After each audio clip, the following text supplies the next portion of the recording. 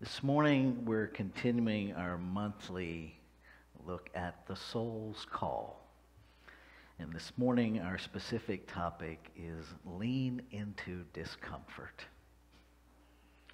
Now, I can think of a lot of things that I would really like to do, that really excite me to do.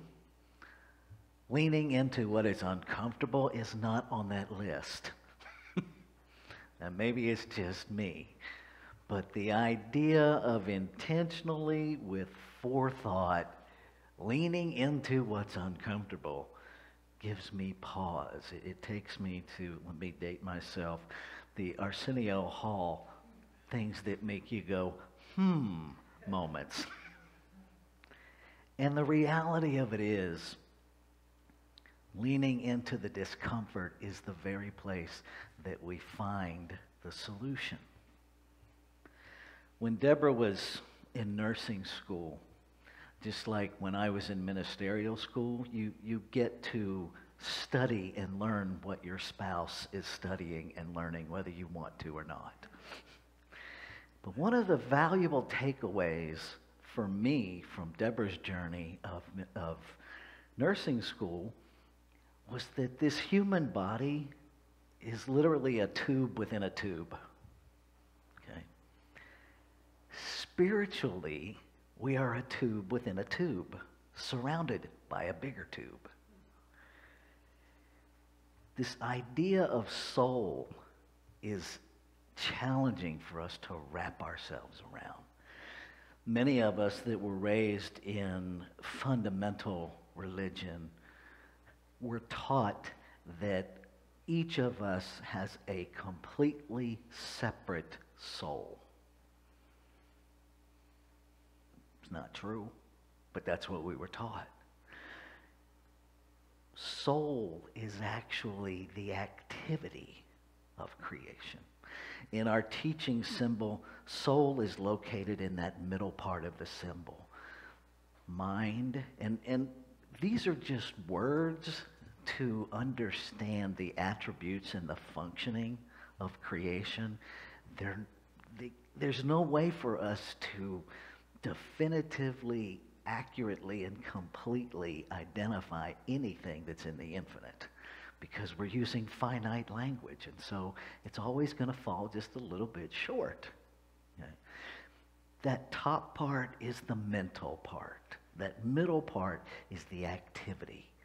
It is that subjective part of creation that doesn't filter, doesn't second guess us. It simply receives our belief. It receives our thought. It receives our desire and acts upon it. And then that bottom part is the demonstration, the manifestation of that creative process. And so literally the soul is, there's one soul. It is the soul of creation, because all of creation is acting in accordance with itself. See, we can't hold a belief of oneness and then everybody have a completely separate soul, because that requires at least two-ness. And last figures I looked at, that would require over 7 billion-ness.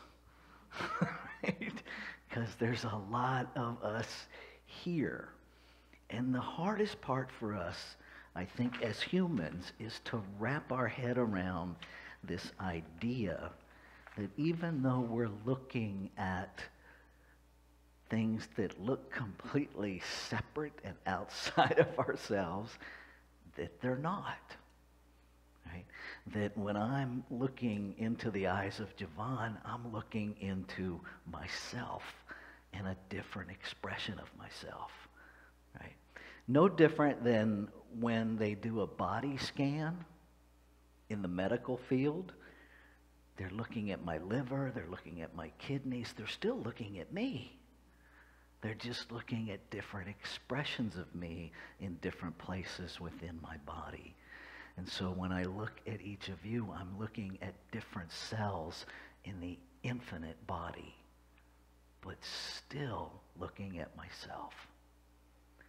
So this idea of discomfort This is an incredibly powerful Ernest Holmes quote, and I'd like to tell you it's one of my favorite, but I often dislike reading it. I dislike what it actually says, mostly because it's true. Here's the quote. You and I could not criticize unless the criticism was in us. You will see nothing in anybody else unless you have it in you to see it. You are what you say. And what you say is what you must become. You cannot see a thing in me but what you see in yourself first. Ouch. It takes me back to those Pee Wee Herman days. I know you are, but what am I? Right? And I think the key part of this, aside from recognizing that whatever it is I see in you that I dislike is in me, and that's how I can see it, I think the big pivot here is understanding that what we say, we must become. Because that's how the creative process works. The soul simply receives the information and acts upon it. And so if I am busy criticizing you, if I am busy vilifying you, I must become every fault I find in you. Because that's what I'm speaking into the activity of creation. I think if we really grasp this, it will change our internal dialogue. It will change our dialogue with one another about other people. And it will change our experience of life. And this is where I talk about the R word. It is our individualized responsibility to lean into the discomfort. In the Bible, one of the most powerful verses that I've encountered was, interestingly enough, the one that got used against me most brutally growing up. For all have sinned and fall short of the glory of God. It's that verse that, when it's used inappropriately, is used to educate humans that we're born in sin, that we're never going to measure up. Well, if we take that verse apart and we take it back to the original text, the glory of God is referring to alignment. The glory of God is not referring to some deity outside of ourselves that hits a moment of ecstatic happiness all by itself. That's not what the verse means. For all have sinned, for all have made mistakes, for all have become misaligned with the truth of our being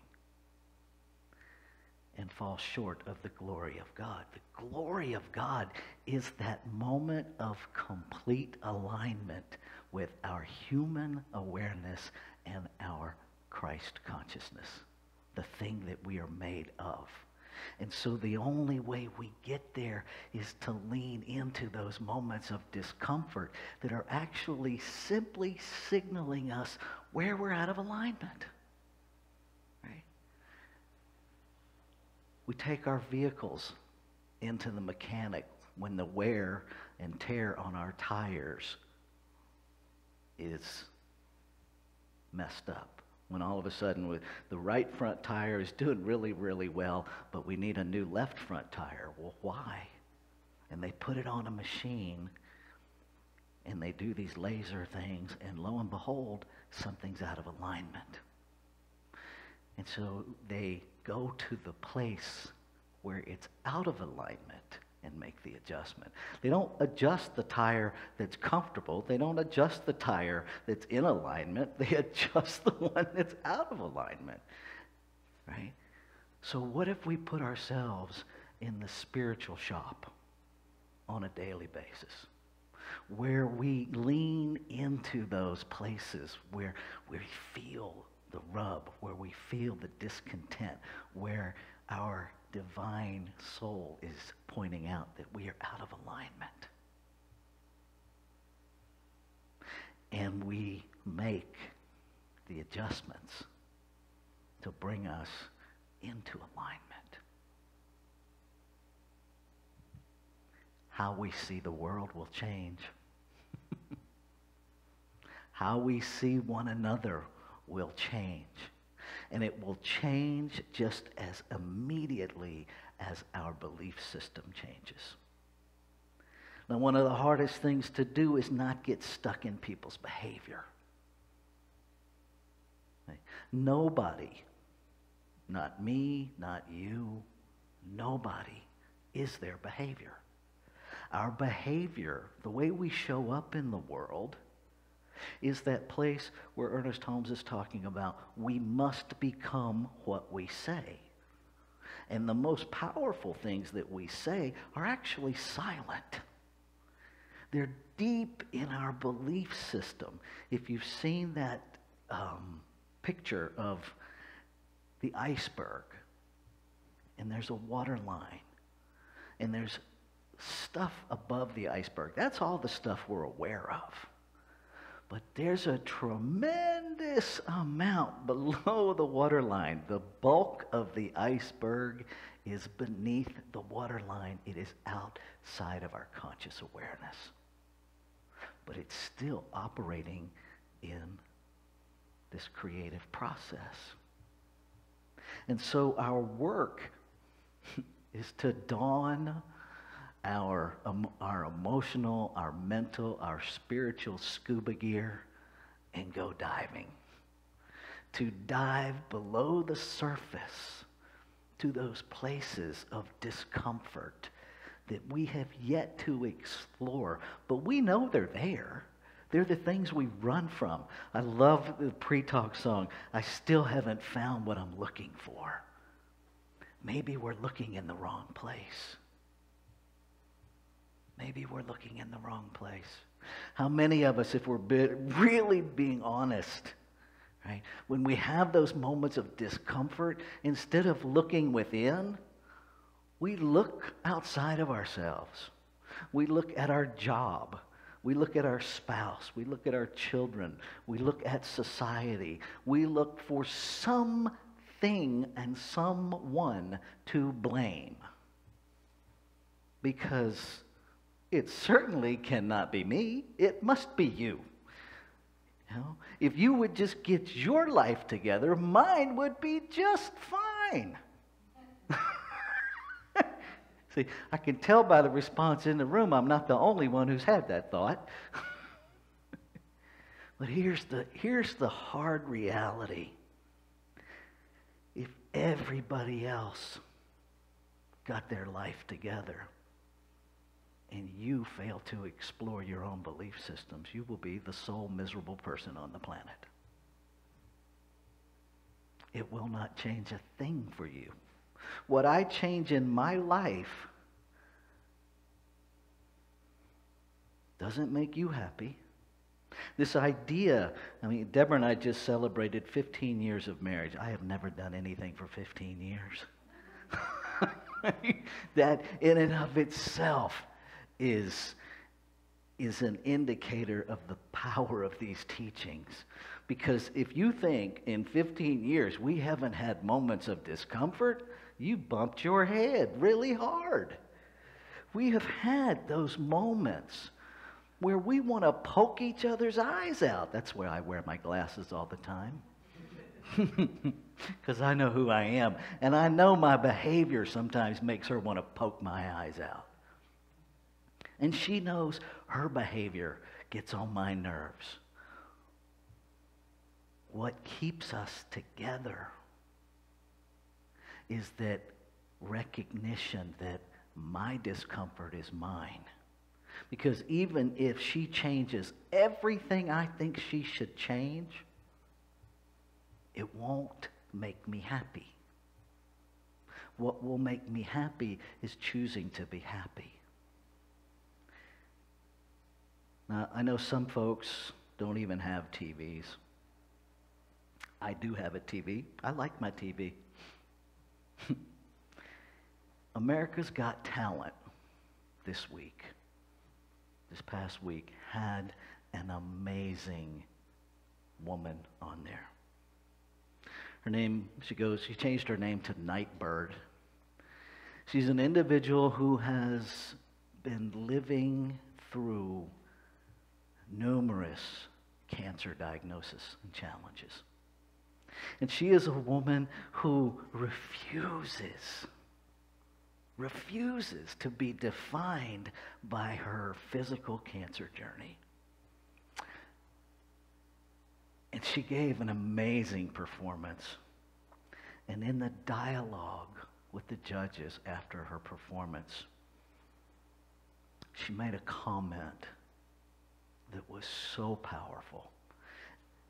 Simon, one of the judges, asked her, how do you do this? How do you live with all of this cancer and all of this journey and still show up like this? And her response was brilliant and poetic and spiritual to the core. You cannot wait until everything works out the way you want it to be happy. You cannot wait until life in the physical form is perfect to choose to be happy. Now that's profound. Coming from someone that has all of the earthly reasons we could think of to be miserable, to be in victim consciousness, and she chooses happiness. And how does she choose it? She chooses it by what she tells herself. Over and over again, she chooses to believe in life. She chooses to dive into those dark places of discomfort and tell truth to lies. Because the truth is, folks, we are all whole, perfect, and complete. That doesn't mean everything in the physical realm always reflects our idea of that. Okay? We are also in physical bodies, and sometimes the gallbladder demands removal. Okay? If you read deeply in Ernest Holmes' works in the Science of Mind book, you will find references where Ernest Holmes talks about cancer as being a divine demonstration. Because if it's all God, it's all God. And even though cancer may challenge us in the human realm, to say that it's not God or it's something outside of God is to teach duality. It is to teach that there is a power against us, and there's not. It's simply that place in the middle. The soul's job is to express whatever we hold in consciousness. And so as a human race, we hold cancer in consciousness. We have a tremendous belief in all kinds of illnesses. We've built an entire medical profession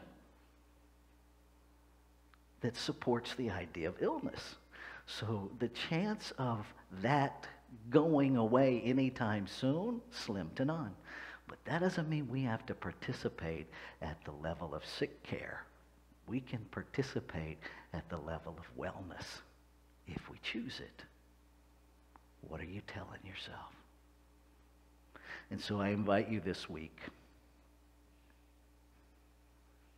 to dive in to all of those places that you would rather close the door on, lock it, make sure the light's off so it doesn't alert you underneath the door frame that something's still in there. Go through the interior of you, open all the doors, Turn on all the lights and see all of who you are. Many of us in this community are members of 12-step fellowships. And those 12-step fellowships are actually based in metaphysic teachings. And one of the promises, if we do the work, is that we will no longer regret the past nor wish to shut the door on it. What I can tell you is that that's true. And beyond that, we will no longer fear the present and wish to not go there. Each of us gets to control our destiny, and we do it by what we tell ourselves. Start listening to yourself.